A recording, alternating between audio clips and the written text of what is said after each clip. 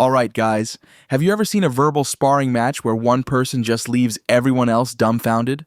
Well, that's exactly what happened when Bill Maher took the stage on The View and delivered a masterclass in debating skills. It was the classic tale of Maher versus Wokeness, and boy, did he have a lot to say. So, let's set the scene.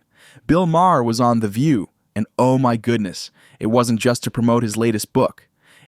Well, I had a different question, but it struck me that in the first segment you used the term woke, and you said that woke is what was sort of ruining everything. And I know that you're... No, I didn't say ruining everything. I said that's why Trump could get reelected. That's why Trump could get reelected. Yeah. So the term woke has been, in my view, co-opted by the right and weaponized and bastardized. And so I was surprised to hear you use the term because historically, as you know, because I think you're quite brilliant, that woke is a word used by the black community to note that we must be aware of social injustices. But words and migrate. So why is that a bad thing? It's not a bad thing, and originally that was absolutely a great thing. Alert to injustice. Who's not for that? But words do migrate. Now, I'll use any term you want. Okay. Because maybe that is a word that's triggering, and so let's not use that word. I don't know. Want to call it the super far left? It quickly turned into an epic showdown. The main sparring partner? Sunny Hostin. And honestly, what went down was as unexpected as it was enthralling. Okay, so here's how it started. Hostin, tried to nail Maher on why he was using the term woke in the first place. She said he was weaponizing it, as if that was his grand agenda. But Maher? He wasn't having any of that. He explained, and quite clearly, that he wasn't saying woke was ruining everything. To ask you about that because I think you're almost a free speech absolutist. You believe totally in the right to say what you believe, but I think a lot of us were disturbed to see terrorist flags being waved on American college campuses and seeing this a generation that some I think genuinely care about the plight of the Palestinians. I think most Americans do, but some who seem to be embracing a terrorist organization over the nation of Israel. What do you make of this moment? What do you think it's a result of? How do we fix it? His point? It's the way the term has been used to drive Trump supporters into a frenzy, potentially reigniting his campaign. Now, folks, imagine this. Maher, a left-leaning comedian, claiming that liberals like him need to rethink how they use terms like woke. That's some serious food for thought, right? Anyway, Maher went on to stress how the original meaning of woke was entirely positive, being alert to social injustices, things we all should be for, right? But here's where it gets interesting. Maher argued that this term, like many others, has migrated over time, becoming a pejorative fight word rather than a rallying cry for justice. And he insisted, rather than get strung up on words, maybe it's about time to look at why they're being used the way they are. And amid this insightful exchange, there's Sunny trying to checkmate Maher, as if he's running away from his roots. But friends, Maher saw that move from a mile away. I want to talk about Whoopi Goldberg because I got so many texts this week because she attacked me the week before. Sure. So everybody was like, oh, Bill, I get you're enjoying the karma. First of all, I'm going to talk about this at the end of my show next week, teaser. But there is no fucking thing as karma, okay? Get over that. Whoopi attacks me on a regular basis. She says stupid shit on a regular basis. They just happen to coincide. But can I just say this? I had on last week Ira Glasser, former longtime head of the ACLU, talking about free speech.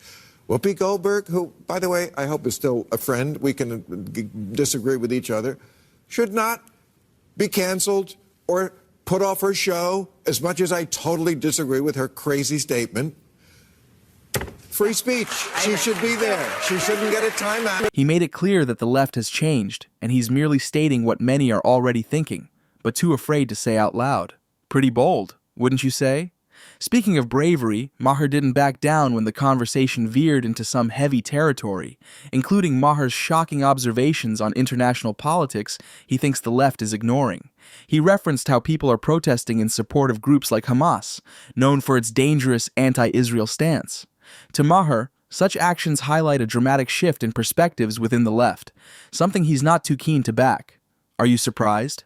As the conversation progressed, Maher also pointed to what he saw as contradictory actions by liberals.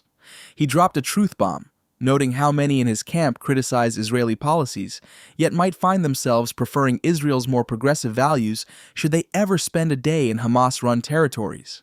Just think about the role reversal. champions for justice suddenly backing causes a far cry from their cherished ideals.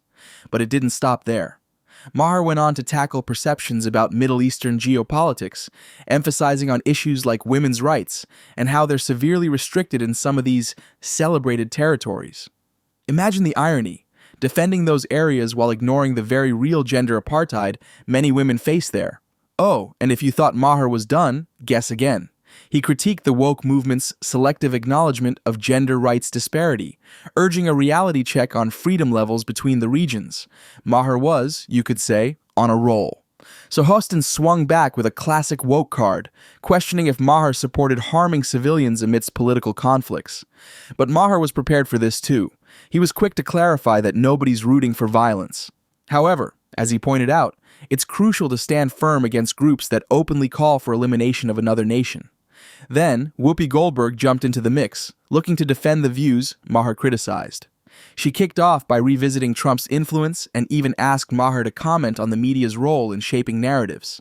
And then, get this, Maher offered a remarkable observation. Yeah, he noted how sometimes media narratives cloud the truth. You know how it goes, right? He suggested that for many politically driven people, truth takes a back seat to pushing narratives. Plus, in a bit of a side hustle comment, Maher didn't hold back when talking about politics at large. He even suggested that folks in the left might need a reality check. Come down from their high horse, stop pointing fingers, and do actual strategizing if they want to win elections.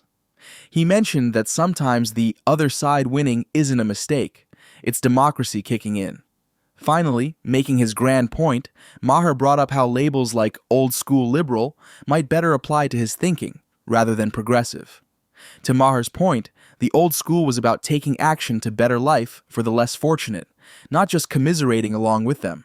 In wrapping up his appearance, Maher didn't just debate, he deconstructed a number of woke myths, with the blend of humor and seriousness only he could deliver. He left the View hosts and the audience room in deep thought, maybe more introspective than they'd ever been after a show. And there you have it, folks. Bill Maher's not just a comedian. He's a force to reckon with, navigating through the complexities of modern discourse with a wit that cuts like a knife. Did he destroy the woke narrative on this appearance? Well, that's up to you to decide. Let me know what you think in the comments below. Remember to stay tuned. Who knows what Maher will tackle next, or how the woke community will respond moving forward. Till next time.